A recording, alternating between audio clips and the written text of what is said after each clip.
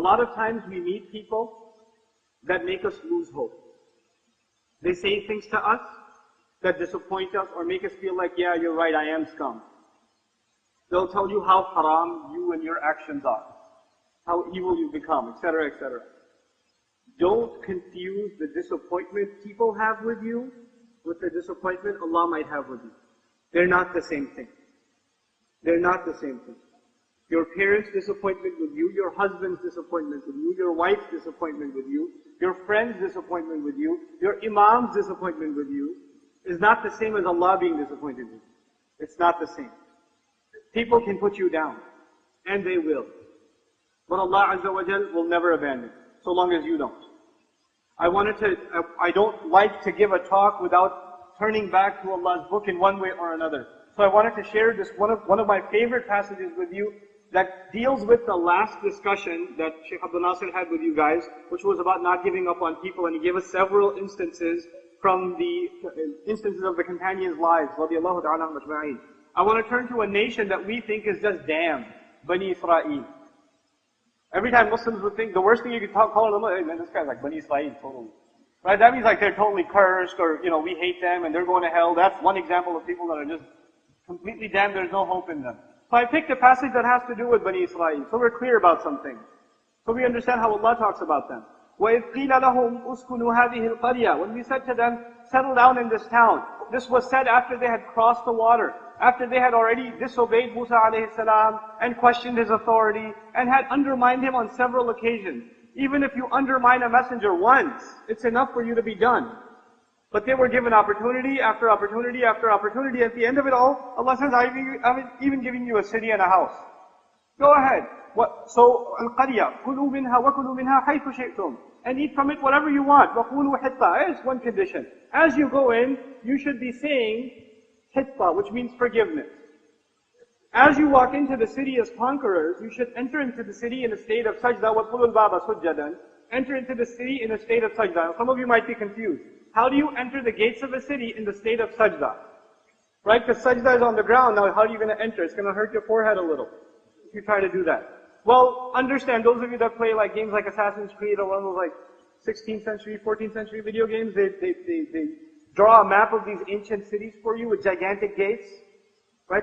They have a colossal gate in you. This is what old cities were like. They were gated all around, and they had this one massive gate you go through. And the conquerors are riding into that gate, through that gate on their horses. And their heads are on the necks of these horses in sajda. A conqueror walks in like this. Because he's dominated the people. The people's heads are down. And Allah says, you're conquerors? No. You put your heads down to Allah when you conquer the city. And as you're putting your head in sajda, while you're doing so, what should you say? Hitfa, you should be asking forgiveness. Forgiveness. Forgiveness. Forgiveness. As you're going in. In a state of sajda, you're asking for forgiveness. Allah says, all your past crimes are forgiven. Just do this.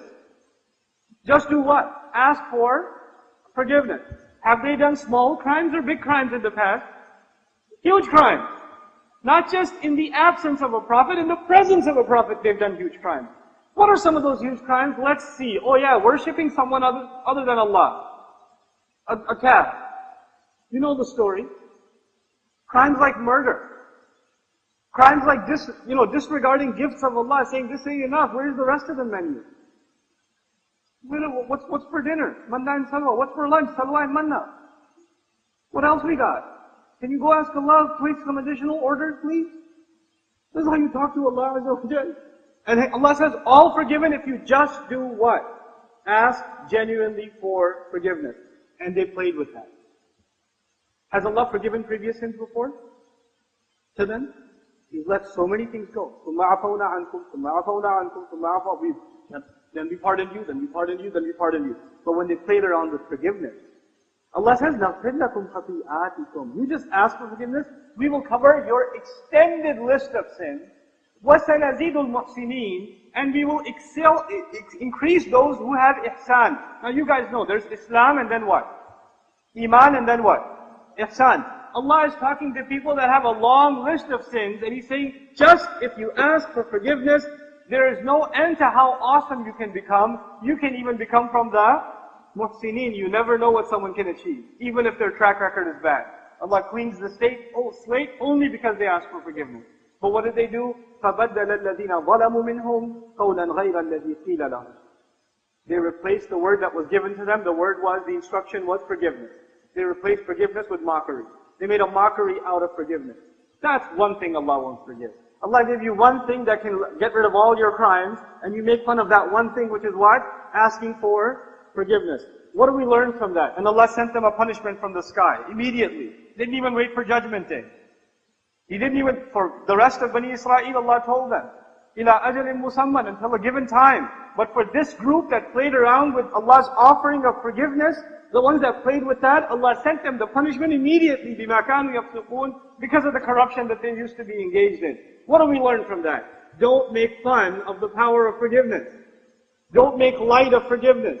Take it seriously that you're going to ask Allah for forgiveness. Don't say, astaghfirullah. No, it's not a light matter. It's a serious matter. It means you come back to Allah. Because that's something Allah will not procrastinate punishing you for. This is what will connect you directly to Allah Azza wa Jalla. So don't make light of it. Don't be like that.